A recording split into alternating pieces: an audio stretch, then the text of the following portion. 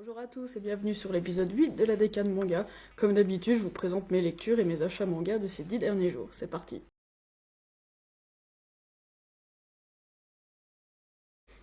Allez, on commence par les achats. Ça va être assez court. J'ai trouvé sur Vinted les 4 premiers tomes de Réimp. J'adore beaucoup les couvertures. Il y a que le tome A, le 2, le 3 et le 4. Alors ça se passe chez Glénat. Il y a 8 tomes pour le moment et c'est en cours. J'en ai entendu un peu de bien, donc ça se passe dans le milieu de l'édition du manga en fait. Et puis je peux pas vous en dire plus parce que je l'ai pas encore lu. J'ai feuilleté un peu. Les dessins sont pas ouf, mais ça a l'air sympa. donc, donc on verra, je vous en reparlerai quand je les aurai lus, ça sera mieux quand même. Et puis sinon, bah, en fait c'est tout pour cette fois-ci. J'ai acheté aussi le tome 5 de Spy Family. Je suis un peu en retard niveau lecture, j'ai lu que les 2 premiers tomes pour le moment. Mais j'ai adoré. et puis bah, en fait je les achète au compte-gouttes quand je vais en course parce qu'ils sont dispo au supermarché. Et ça me fait plaisir d'acheter un manga quand je vais faire mes courses. Donc voilà, j'avance petit à petit, mais je vais rattraper la lecture. Et puis bah du coup voilà, pour les achats, c'est tout pour le moment, mais j'ai passé au moins, je sais pas, 2 heures sur Vinted hier soir à fouiller, et j'ai trouvé 2-3 trucs qui ont l'air un petit peu intéressants, donc c'est pas exclu que je fasse des commandes, et que du coup, d'ici la prochaine décade, j'ai un peu plus de choses à vous montrer, voire même, comme il y a eu pas mal de nouveautés qui m'intéressent ces derniers temps, c'est pas exclu que je fasse une virée chez Momi ou une commande chez eux, à voir. Mais voilà, je pense que ça va arriver et que j'aurai un peu plus de contenu achat à vous montrer dans la prochaine décade. On va même commencer par une relecture en fait, le tome 1 de Piège charnel que j'ai relu récemment, que j'avais acheté il y a un certain temps déjà, et puis j'étais restée un peu dubitative il me semble, et bah, comme je vous disais ces derniers temps, je relis mes tomes 1 abandonnés, et puis j'essaye de décider si je continue ou si je continue pas la série. Donc, ça se passe chez Pika Édition, c'est le premier tome, mais il y en a... faut que je vérifie, mais il y en a un certain nombre. Oui, il y en a 9. Il y en a 10, pardon. C'est une série finie en 10 tomes. Bizarrement, je me suis arrêtée au premier. Que je vous raconte un peu. Donc, ça, c'est l'histoire de Kaori, que vous voyez là en couverture, qui est architecte d'intérieur et qui entretient une relation sexuelle amoureuse, plus ou moins, secrète, avec son supérieur Fuyuki. Et je crois que ça fait 7 ans que ça dure. Et pendant ce temps-là, elle est qu'avec lui. Ouais. Et puis débarque du jour au lendemain un designer talentueux, respecté dans la profession, qui s'appelle Shinonome, et qui découvre en 2 jours, oui, il débarque, et il découvre direct que Kaori et Fuyuki sont ensemble, alors que ça faisait 7 ans qu'ils le cachaient à tout le monde et que ça se passait super bien. Enfin, ça se passait, enfin, qu'en tout cas, ils arrivaient à garder le secret. Et lui, il débarque et voilà, il les prend en flag direct. Et du coup, il se prend de passion pour ce truc-là, et il passe le reste du tome à essayer de convaincre Kaori de quitter Fuyuki, alors qu'il les connaît pas du tout en plus. Le mec est, voilà, super, il prend le truc vraiment à bras le corps, et il passe son temps à lui dire qu'il faut qu'elle le quitte, qu'elle a rien à faire avec un mec marié, je vous passe les détails, voilà. Et puis, tour à tour, il se montre hyper passionné là-dedans, en lui disant qu'elle mérite mieux, ce genre de truc. Parfois, il se montre hyper sadique aussi, mais en lui disant voilà, qu'elle a rien à foutre avec un mec comme l'autre, mais en lui disant ça de manière hyper froide ou voire hyper sadique. Du coup, ce que j'en ai pensé, j'ai aimé les dessins. Voilà, c'est fin, c'est clair, c'est lisible au niveau des expressions, au niveau des yeux. J'ai trouvé ça très agréable. Ça se lit bien, l'histoire n'est pas inintéressante, mais d'un point de vue psychologique, j'ai eu quelques réserves. Il y a 2-3 trucs qui m'ont paru un petit peu tirés par les cheveux ou pas forcément hyper cohérents. j'ai pas réussi à m'attacher vraiment à Kaori en fait. Euh, j'ai pas compris en fait comment un parfait inconnu, du coup, Shinonome il débarque, c'est un inconnu, comment il pouvait la faire flancher à ce point, parce qu'elle avait quand même l'air, enfin avec Fuyuki, voilà, ils ont l'air quand même plutôt amoureux. Ça a l'air de se passer bien, aussi bien qu'une relation comme ça puisse se passer. Et ce mec-là débarque, et d'un coup, elle est assaillie de doutes. Euh, je sais pas, j'ai trouvé ça un petit peu. J'ai pas compris comment il pouvait la faire flancher à ce point-là, en débarquant de nulle part, alors que ça fait des années que ça dure. Bon, admettons, pourquoi pas. Et puis Shinonome, bah honnêtement, je l'ai trouvé hyper changeant. Comme je vous disais, il a plein de facettes, mais on comprend pas d'où ça sort. Je dirais pas détestable, mais pas loin. Vraiment, il m'a pas plu. Il a une tendance dominateur aussi. Et il y a quelques scènes où on s'assoit un peu sur le consentement quand même, ce que j'ai quand même trouvé un petit peu gênant, voire très. Donc, bah du coup, voilà, j'ai pas trouvé ça très cohérent et du coup, bah je pense que j'achèterai pas la suite, assez simplement, et que voilà. C'est dommage parce qu'a priori, c'était pas idiot comme histoire. Mais non, du coup, non, en ce qui me concerne, je vais m'arrêter là. Ensuite, c'est aussi une relecture, le tome 1 de Ranma 1,5. Si vous avez mon âge, vous avez forcément découvert ça via le Club Dorothée à l'époque. J'en avais pas un très grand souvenir, quoi. En gros, l'histoire de l'eau et du panda. Ça, je me rappelais des transformations et de la baston. Je me rappelais vaguement ça. J'avais acheté le tome 1, bah, il y a peut-être quand cette magnifique réédition, une perfecte de chez Glénat est sortie il y a quelques années. J'aime beaucoup, enfin, les couvertures sont super, il y a des belles couleurs. Je saurais pas comment dire, il y a un truc au niveau du poids du tome qui est hyper agréable. Le format est chouette, le papier, enfin bon, bref, c'est une belle réédition. Et je pense que c'est pour ça que je l'avais acheté. À partir de là, je m'en étais arrêtée là en fait. Donc là, je me suis dit non, tu vas le relire, voir un peu quand même ce que tu fais de ce tome 1 abandonné. J'en suis encore là. Donc, je pense que vous connaissez, je vous raconte quand même vaguement de quoi ça parle. Donc, on suit Radma, que vous voyez là, qui est un lycéen, qui est hyper fort en arts martiaux, mais qui souffre de malédiction depuis qu'il est tombé dans une source d'eau sacrée en Chine pendant un entraînement avec son père. Et depuis, quand il est au contact de l'eau froide, donc de l'eau, de la pluie, ce genre de truc, il se transforme en femme. Donc il nous montre ses nibards un coup de temps en temps, soit dit en passant. Et puis, il peut redevenir un homme qu'au contact de l'eau chaude. Donc on voit des bouilloires sans arrêt, parce qu'il faut sans arrêt le ramener à son état premier. Et puis idem pour son père, du coup, comme je vous disais, lui il est tombé dans la source du panda, donc même deal, sauf qu'il se transforme en panda. Et du coup, c'est lui un des principaux éléments comiques du manga, parce que pour le coup, autant Ranma, dès qu'il en fit, il a envie de redevenir homme. Euh, Autant le panda reste panda très longtemps et il s'exprime avec des petits panneaux qui brandit comme ça. Ça, je trouve ça très très drôle, vraiment. Et du coup, au niveau de l'histoire, donc ils habitent tous les deux dans un dojo qui est tenu par la famille Tendo, le propriétaire du dojo et ses trois filles, dont la plus jeune, Akane, vient d'être fiancée à Ranma. Et puis bah du coup à partir de là, on suit leurs aventures et c'est toujours loufoque. Je pense que vous connaissez l'autrice Rumiko Takahashi qui est connue pour plein d'autres séries, on en reparlera plus tard aussi dans la vidéo. Euh, voilà, c'est du gag manga un petit peu quand même. Faut être sensible à cet humour pour accrocher. Faut être sensible à l'humour un peu potache, un peu sans arrêt, quiproquo, retournement de situation, voilà. Donc, au niveau des graphismes, c'est old school, du coup, mais moi j'aime bien.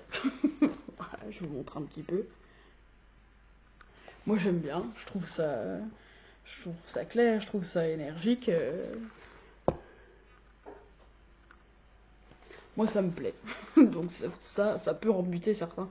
Moi pour le coup ça marche. Au niveau de l'humour, je suis assez sensible à cet humour-là, donc ça m'a bien fait marrer en fait. J'ai trouvé ça, voilà, j'ai trouvé ça énergique, ça se dispute sans arrêt, ça se bagarre sans arrêt, il n'y a pas un temps mort, donc c'est vraiment chouette. L'édition, bah, je vous en ai déjà parlé, je l'adore aussi. Le seul truc qui me retient, c'est un peu le prix et la longueur de la série, parce que ça va quand même en 20 tomes. Et j'ai cru comprendre que, bah, en fait, on est spoilé par la couverture du dernier tome, donc on sait déjà comment ça va finir. Et j'ai cru comprendre que, au niveau du scénario, voilà, c'était juste la poursuite de ce qu'on sait déjà dès le tome 1, et qu'il n'y avait pas forcément de surprise, que parfois l'humour pouvait tourner en rond. Là, voilà, je vous dis juste ce que j'en ai entendu dans d'autres, par d'autres youtubeurs en fait. Je l'ai pas constaté par moi-même. Donc du coup, bah, pour l'instant, même si j'ai bien aimé vraiment, je suis un petit peu réticente à me lancer dans la suite. Quand j'ai relu ce tome-là il y a quelques jours, je me suis dit que peut-être que je préférais Maison Ikoku, qui est voilà, de la même autrice, et que j'avais déjà 5 tomes sur les 10, donc je me suis dit je vais relire aussi le tome 1 de Maison Ikoku, et ça serait plus vite fait de compléter juste les 5 tomes qui me manquent, plutôt que d'acheter les 19 autres tomes de Ranma. Et donc j'ai relu le premier tome de Maison Ikoku. Pareil, c'est une que j'avais acheté à peu près à la même période, hein. C'est une perfecte édition aussi, mais là ça se passe chez Delcourt Tonkam. Peut-être qu'ils sont concertés au niveau de la couleur, je sais pas, il y a quand même un cousinage. Bref, donc j'ai relu ça aussi. Pareil, hein, ça passait. Alors, peut-être que le thé ne vous dit rien, mais à l'époque, ça passait, pareil, à la télé, et ça s'appelait Juliette, je t'aime. Voilà. Ils traduisaient, les prénoms japonais, c'était pas trop leur truc. Donc, du coup, j'ai relu ça. Au niveau de l'histoire, on suit Godai, qui est un étudiant un petit peu loser, qui vit dans la pension Ikoku. Donc, comment vous dire, c'est voilà, c'est une pension de famille avec que des voisins loufoques aussi, avec des personnages, des caractères bien trempés. Voilà, c'est très drôle, hein, soit dit en passant. Et puis au début, il est sur le point de partir de cette pension, et puis en fait débarque Kyoko, que vous voyez là, ou Juliette éventuellement, qui est la nouvelle gérante de la pension, qui a 20 ans, et dont le mari est décédé hyper récemment. Et du coup, bah, entre quiproquo, déni de sentiments, on va suivre leur quotidien et leur potentielle histoire d'amour, parce que Godai tombe amoureux d'elle au premier regard, et puis on comprend assez vite que, bon, elle est en plein deuil, mais potentiellement ça pourrait être réciproque, quoi. Voilà, en gros. Donc comme je vous disais, c'est en 10 tomes. 10 tomes doubles, comme ça. Pareil, c'est une belle réédition, ça marche bien. Donc pareil que pour Ranma, hein, j'ai aimé hein, les graphismes old school, moi, ça me dérange pas. J'ai bien aimé, c'est pas le problème. Les personnages sont tous attachants, ils sont drôles, ils ont chacun leur lubie et tout. Ils sont pas tous très nets, mais, mais ils sont drôles, du coup, ça va. Mais quand même, j'ai quand même moins ri que pour Ranma. J'ai trouvé ça moins dynamique, forcément, mais dans Ranma, ils sont toujours en train de se battre aussi. Euh, donc c'est forcément plus mis en scène et forcément, oui, plus énergique, quoi. Là, bah non, parce que là, c'est juste un peu le quotidien dans la pension. Donc voilà, ça n'a pas la même énergie, c'est sûr. Autant dans l'autre, ça m'avait pas trop, dans Ranma, ça m'avait pas trop gêné, autant là, je suis un peu moins fan des quiproquos, des espèces de mensonges par omission et de non-dits qu'il y a sans arrêt. Euh, je sais pas trop, finalement. Finalement, j'ai lu le 1 et enfin, j'ai relu le 1 et ça m'a pas particulièrement chauffé pour relire la suite. Donc du coup, je suis un peu embêtée parce que parce que j'ai quand même apprécié, parce que c'est quand même du monument du manga. Je pense qu'il faut avoir ça dans sa mangathèque. Donc du coup, je sais pas trop. Si seulement Ranma pouvait être en 10 tomes, bah du coup je me lancerais sans hésiter, mais en 20, voilà, comme je vous disais, ça me fait un petit peu hésiter. Et puis Maison Ikoku c'est en 10, mais du coup ça m'a pas... je vais relire la suite, vous les voyez, ils sont là. Et mes tomes de 3, 4, 5 sont là. Donc je pense que je vais continuer de lire ça quand même pendant que je suis dedans. Et puis on verra. On verra si j'achète la suite, mais ça serait quand même dommage de pas aller au bout. Donc du coup, bah, vous saurez dans une prochaine décade quelle décision j'ai prise. Allez, du coup, bah, c'est la dernière série que je vous présente aujourd'hui. Alors vous allez dire, t'as lu que ça?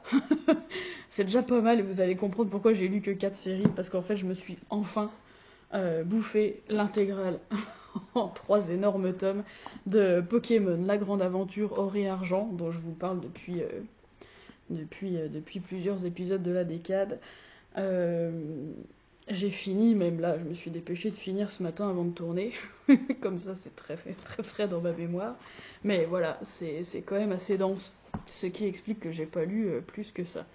Du coup, donc c'est l'aventure. Moi, je vous cache rien. Hein. C'est l'aventure des jeunes dresseurs que vous voyez là. Là, celui-ci s'appelle Or. J'aurais peut-être pu commencer par là, c'est plus facile. Celui-ci s'appelle Argent. Donc Or est là, Argent. Et puis ici Cristal. Les mêmes noms que les jeux, en fait, à l'époque sur Game Boy Color. Ça ne rajeunit pas du tout. Ce matin, prise d'un élan de nostalgie, j'ai retrouvé ma version DS. Du coup, c'était même pas 3DS, c'était encore DS à l'époque, de Argent Soul Silver. Pourtant, je suis pas jeu rétro d'habitude. Là, je vous avoue que j'ai presque envie d'y rejouer et de refaire une partie. Bref, c'est un autre débat. Du coup, donc on suit ces trois-là, entre autres parce qu'il y a une galerie de personnages qui est quand même très très large, on en reparlera. Donc Or, qui est quand même plutôt le héros principal et qui ressemble quand même vaguement à Sacha, hein, enfin même fortement à Sacha, qui s'appelle Rouge, du coup, dans les mangas. Euh, donc Argent, qui serait plutôt son rival, et puis Crystal, qui est la fille qui complète le trio et qui est, elle, plutôt spécialiste des captures et plutôt spécialiste de compléter le Pokédex. C'est plutôt son rôle dans ces aventures-là. Et puis face à eux, bah, y a la Team Rocket qui revient, alors qu'on pensait les avoir démantelés dans la grande aventure tout court. Et puis bah là, ils sont guidés par un mystérieux homme masqué, qu'on soupçonne peut-être d'être un champion d'arène, enfin bref, je vous passe les détails. Euh, Comment vous dire? Je suis assez mitigée, en fait. Euh, c'est plutôt une belle édition, par contre, c'est vrai que c'est quand même un petit peu gros. J'ai pas l'habitude des gros formats comme ça. Enfin, des formats épais comme ça m'a un tout petit peu dérangé au niveau du poids du bouquin par moment. Euh, c'est curieux parce que quand j'ai acheté ça, ça m'a fait hyper plaisir de les acheter. J'avais trouvé sur Vinted, même j'ai Pokémon La Grande Aventure, mais Ruby Saphir, du coup, que j'avais trouvé, que je trouve trop belle. Enfin, je sais pas, il y a un côté hyper nostalgique pour moi, alors que j'ai jamais lu les mangas Pokémon quand j'étais gosse. Mais il y a un côté, il y a un truc dans le dessin qui me plaît. Je saurais pas comment vous dire. Pourtant, c'est très enfantin, mais je sais pas, il y a un truc qui me séduit vachement, en fait. Alors que c'est quand même très différent de ce que je lis d'habitude. Comme je vous dis, je suis pas très au clair avec avec ce que j'ai ressenti. Je cherche une belle planche à vous montrer. Voilà. Mais du coup, j'ai trouvé la lecture quand même très dense. J'ai trouvé les dessins pas très clairs finalement. Pourtant, c'est un trait très simple, mais c'est pas très clair dans les phases de combat surtout. C'est pas très clair. Je trouve vraiment qu'au niveau dessin, il manque de cases intermédiaires. Je sais pas comment vous dire. On a un plan et puis d'un coup, on a le résultat de l'attaque, mais on n'a pas eu entre les deux. On est vachement obligé de combler les trous. Et j'ai trouvé ça un peu dérangeant, quoi. Après, il y a des planches qui sont dynamiques et tout. ça donne envie, il y a des jolis effets d'attaque, mais j'ai été obligée plusieurs fois de bugger, de revenir 3 cases en arrière et de comprendre l'enchaînement des attaques. Bon, ça rend la lecture un petit peu difficile par moment, quoi. Et puis au niveau de l'histoire, j'ai trouvé ça très dense aussi, il y a plein de ramifications, il y a énormément de chapitres du coup, et on passe sans arrêt, on suit Or pendant un moment, ensuite on suit Argent, on y revient vaguement, après on voit un chapitre avec la Team Rocket, après on suit Crystal pendant presque la moitié du tome 2, c'est cette partie-là que j'ai préférée, j'ai trouvé ça très chouette, j'ai beaucoup aimé le tome 2, le 3 je l'ai fini aujourd'hui, j'ai lutté pour aller jusqu'au bout. Bref, ouais, ça change un peu de personnage principal tout le temps. C'est un petit peu confus. J'ai trouvé ça un petit peu confus. Ouais. Mais d'un autre côté, voilà, comme je vous disais, il y a des belles illustrations. Il y a le côté nostalgique qui marche sur moi de fou, quoi. Donc on retrouve beaucoup de personnages de Kanto. Parce que non seulement on suit, donc comme je vous disais, Or, Argent et Cristal, mais on retrouve, euh, sans vous spoiler, mais on retrouve Rouge, Bleu, Verte et Jaune. Il y a plein de Pokémon légendaires. euh, voilà, il y a les starters qui évoluent. Enfin, il y a des trucs chouettes quand on est fan de la série. Hein. Ça se lit, hein. Ça se lit. Mais voilà, honnêtement, je suis pas sûre de les relire par contre. Voilà, ça me laisse vraiment pour l'instant l'idée de quelque chose de très dense, quoi. Bon, donc bref, je suis pas sûre de les relire, mais je sais pas, comme je vous disais, dans ma mangatech, je trouve ça fait super. C'est quasi un objet de collection pour moi, donc je vais les garder évidemment. Je vais faire une petite pause, et puis après je lirai Ruby et Saphir. Ah, soit dit en passant, il y a un tome de Pokémon Or et Argent qui doit être un peu bonus, qui est Argol Soul Silver du coup. Je sais, il faut que je me renseigne, je sais pas s'il faut, je suis prête à l'acheter pour le lire à la suite de ceux-là, si c'est la suite, ou est-ce que c'est une histoire parallèle, une suite, un spin-off, hein, je sais pas trop, donc il faut que je me renseigne là-dessus. Et sinon j'ai les 3 tomes de Ruby et Saphir que j'ai plutôt hâte de lire, parce que je crois que c'est mon jeu préféré. Et puis l'histoire avec Team Magma et tout, Team Aqua, ça me botte bien. Donc je vais pas les lire tout de suite parce que là, voilà, je suis encore gueudée de ces 3 tomes-là. Mais je suis un peu plus hype pour Ruby Saphir pour le coup. Donc ça sera certainement pour cet été tranquille pendant les vacances. Là, du coup, la vidéo se termine là. J'espère que j'ai pas trop blablaté et que j'ai été claire dans ce que j'avais ressenti de ces lectures-là. N'hésitez pas à me dire, vous, ce que vous lisez en ce moment. Est-ce que vous avez déjà lu ça m'intéresse bien qu'on parle des mangas Pokémon. Voilà, c'est mon côté nostalgique trentenaire qui parle de ouf. Voilà, dites-moi vous, ce que vous en pensez. Est-ce que vous les avez lus? Est-ce qu'ils vous tentent? Est-ce qu'ils vous tentent pas? Et puis quel est votre jeu Pokémon préféré? Question à trancher horrible. Moi je pense que quand même c'est Saphir. Encore que j'ai beaucoup aimé Arceus et j'ai beaucoup aimé la version Let's Go Pikachu. Si seulement on pouvait avoir, je lance un truc, si seulement on pouvait avoir une version Let's Go Johto, je serais la plus heureuse des fans de Pokémon. Voilà, c'est dit. Je sais que c'est pas très populaire comme opinion, mais moi je serais hyper joyeuse, vraiment. Sur ce, je vous souhaite une bonne lecture manga, et puis on se dit à bientôt pour une prochaine décade, ou alors peut-être pour une autre vidéo, j'ai un petit projet, vous verrez ça assez bientôt sur la chaîne. A plus.